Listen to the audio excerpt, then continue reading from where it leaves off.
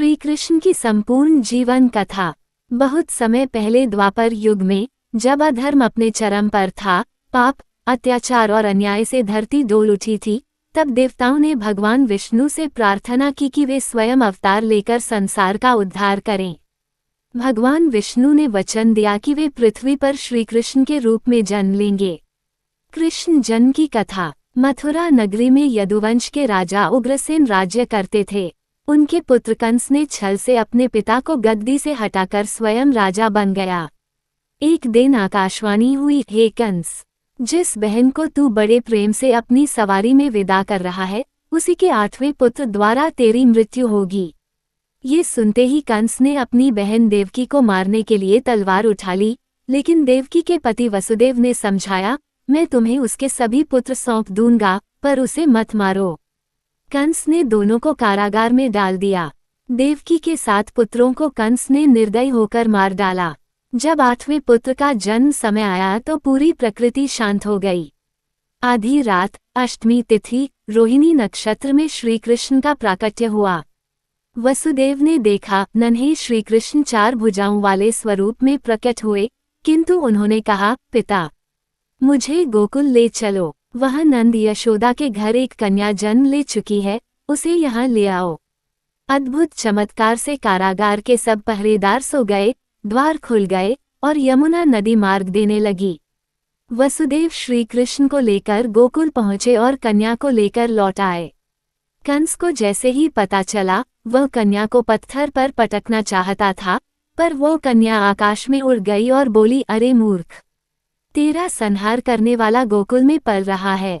गोकुल में बाल लीलाएं। गोकुल में नंद बाबा और माता यशोदा के घर श्री कृष्ण बड़े लाड प्यार से पले।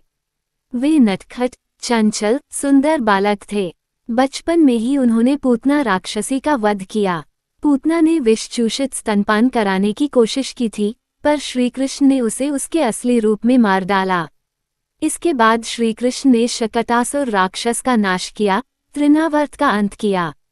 बचपन में ही उन्होंने यशोदा मैया को अपना विराट रूप भी दिखाया था, जब उन्होंने अपने मुख में संपूर्ण ब्रह्मांड दिखाया। कृष्ण प्रतिदिन ग्वालबालों के साथ गाय चराने जाते, मक्खन चुराते, गोपियों को रिझाते। गोपियां उन पर लट्टू थीं, वे कान्हा को माखन चोर कहकर पुकारतीं। कालिया नाग का दमन। यमुना नदी में कालिया नामक विषधर नाग वास करता था। उसका विष पूरी यमुना को प्रदूषित कर रहा था। श्री कृष्ण ने छलांग लगाई और कालिया नाग के फन पर नृत्य करते हुए उसे पराजित कर यमुना को मुक्त कराया। गोवर्धन पूजा और इंद्र का दर्पहरण। एक दिन श्री कृष्ण ने गांव वालों से इंद्र की पूजा रोककर गोवर्धन पर्वत की पूजा करने को कहा, क्योंकि गोवर्धन पर्वत ही गायों और गांव वालों की रक्षा करता था। इंद्र ने क्रोधित होकर घनघोर वर्षा शुरू कर दी। तब श्री कृष्ण ने अपनी छोटी अंगुली पर गोवर्धन पर्वत उठा लिया और 7 दिन तक सभी गांव वालों व गायों को उसकी छाया में सुरक्षित रखा। इंद्र का अभिमान टूट गया।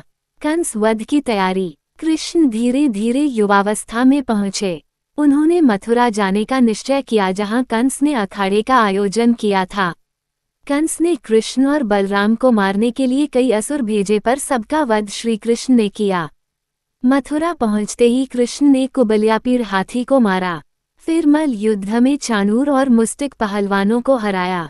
अंत में कंस को उसके सिंहासन से खींचकर मार डाला।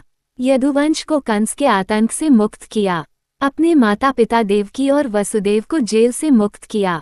द्वारका नगरी की स्थापना। कृष्ण जानते थे कि मथुरा पर बार बार मगधराज जरासंध आक्रमण करेगा, इसलिए उन्होंने समुद्र किनारे सुंदर द्वारका नगरी बसाई, जहां सभी यदुवंशी सुरक्षित रह सके।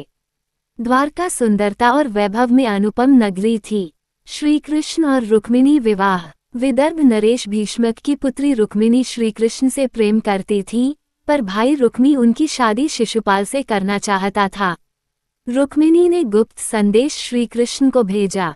कृष्ण रथ ले गए, रुक्मिणी का हरण किया और द्वारका लाए। उनका विवाह संपन्न हुआ। महाभारत के नायक श्री कृष्ण। कृष्ण अपने मित्र पांडवों के साथ थे। जब कौरवों ने पांडवों का अन्यायपूर्वक वनवास किया, तब श्री कृष्ण ने द्रौपदी का चीर बढ़ाकर उसकी लाज बचाई।